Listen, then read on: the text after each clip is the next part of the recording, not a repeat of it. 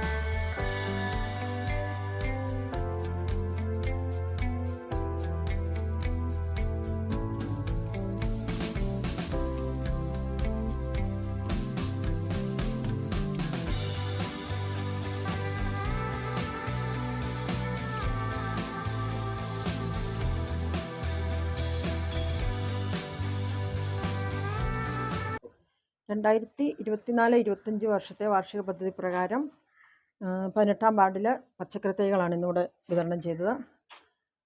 അപേക്ഷ തന്ന എല്ലാവർക്കും പച്ചക്കറി തൈകൾ വിതരണം ചെയ്തു. വാർഡിൻ്റെ നേതൃത്വത്തിൽ NS കുട്ടപ്പൻ ചേട്ടനെ ബാക്കി അങ്ങനെ വാർഡ് കമ്മിറ്റി അംഗങ്ങളൊക്കെ എത്തിയിട്ടുണ്ടായിരുന്നു. എല്ലാവരും തന്നെ വാങ്ങിച്ചുകൊണ്ട് പോയി. ചുരുക്കം കുറച്ച് പേരും കൂടെ ഇനി വാങ്ങാനുള്ളൂ. അത് അവർ ഉടനെ തന്നെ വന്ന് വാങ്ങിക്കും. എല്ലാ വീട്ടിലും പച്ചക്കറി സ്വന്തമായി ഉണ്ടാക്കുക എന്നുള്ളൊരു ലക്ഷ്യത്തോടു കൂടി എല്ലാവർക്കും കൃഷിഭവൻ്റെ നേതൃത്വത്തിൽ കൊടുത്തതാണ് ഈ പച്ചക്കറി.